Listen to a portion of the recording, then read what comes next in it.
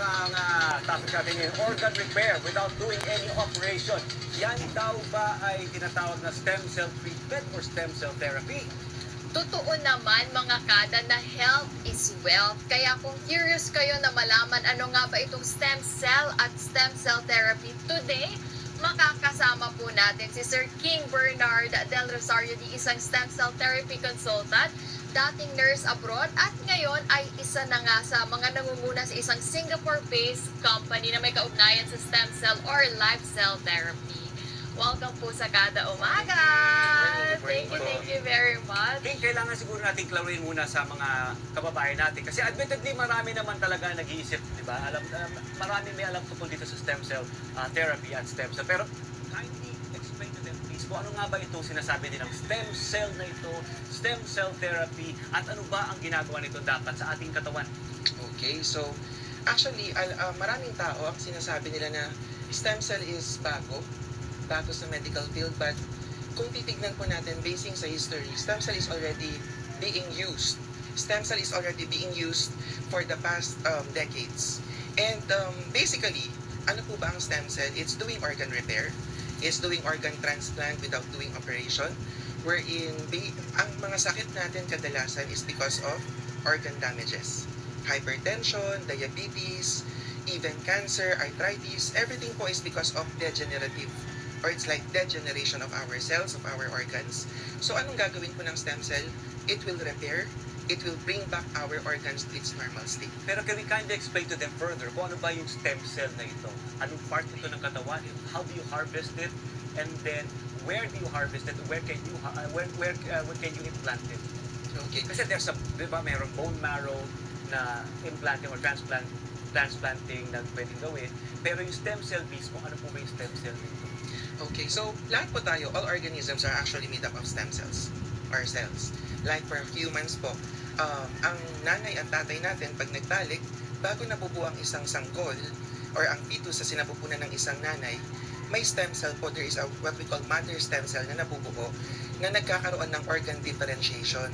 Kaya for the 9 months of pregnancy, nagkakaroon po tayo ng mata, ng utak, every parts of our body is because of stem cells. So, in the industry of stem cell, may mga ginagamit po ba aside from humans, may ginagamit din pong ibang organisms like deer.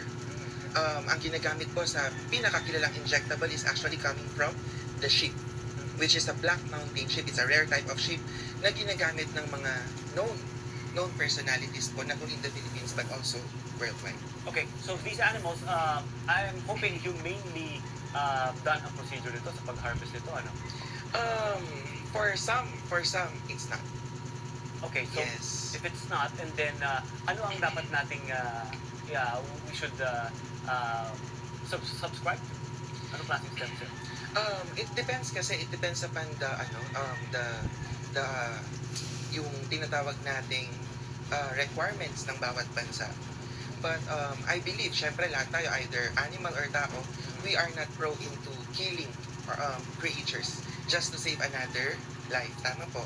So, for example, sa some deer stem cell acquisition, it is being acquired without killing any deer or without doing any abortion of any pregnancy of the deer. Yeah. May mga pag-aaral na ba na nagsasabi na maaari itong gamitin as treatment sa mga sakit? Kasi here in the Humans, Philippines, yes, humans.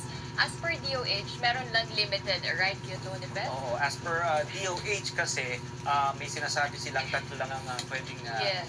i-observe na therapy.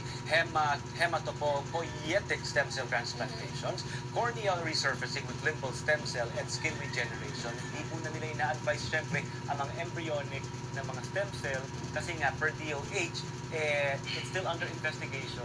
And actually, in the interest of transparency, mga kada, sa mga nag-research, no, Yes. kailangan pa raw nilang investigahan ito, and they strongly advise against it na. Although Pero meron naman nga, mga- nag-accredit sila nung Oo. taong ito, meron tayong mga 2020. may mga facilities, but we still have to come up with an updated version ng validity ng accreditation nila sa Pilipinas. So, yun sa atin po, ano po ang ating maaaring advice sa kanila na klase ng stem cell na po? Ayan, so Yes. kagaya po sa Pilipinas, yes, we have a lot of restrictions, depende sa bansa. And sa Philippines po, talagang may mga limited, like what you researched po earlier, may mga limited facilities that are allowed. There are also limited types of stem cells na pwede pong gamitin. Opo. So sa akin, actually you can find a lot of options Yes. on what stem cells can be utilized even in our country. Like, I'll just give an example po. Like in United States, during the time of past President Obama, a lot of doctors in US, they fought for further research on stem cell. It's because, like what you said, wala pa pong kumbaga basis about stem cell. But a lot of doctors in US, they believe that stem cell can actually cure or that can actually address degenerative diseases. Like certain cancers. And actually, meron nga rin po mga specialty clinics sa Amerika, mga kada, na maaari yung puntahan di umano kasi nga kahit mga HIV patients or persons living with HIV ay maaari raw mag-avail itong stem cell na therapy. Pero sa atin po ba, kapag sinabi natin stem cell therapy, ano po bang possible risks na pwede natin kaharapin kasi kung kailangan po talaga ng thorough na research about it?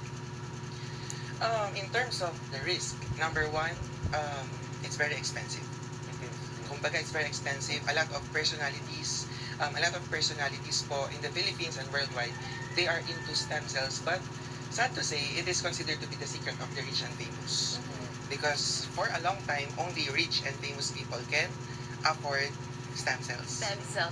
Pero actually po, syempre sa tagal na po ng pag-aaral, may mga nagagawa na rin pong stem cells na actually para po siyang, because stem cell is basically a normal part of our body. So if your pancreas is damaged, basically you're bringing inside your body a normal pancreas cell. Kaya in United States, diba, meron tayong organ-specific stem cells. Kasi po, i-address po kung ano yung problema sa katawan. Meron ka po bang advice sa ating mga kada about this stem cell therapy or treatment? Ayun. So, with regards to stem cells, we have to be careful. Yes. It is considered to be the medicine of the future. Yes. It is considered to be the hope. It is considered to be pag-asa po ng maraming mga tao ngayon na kadalasan tinatawag na pong hopeless hospital.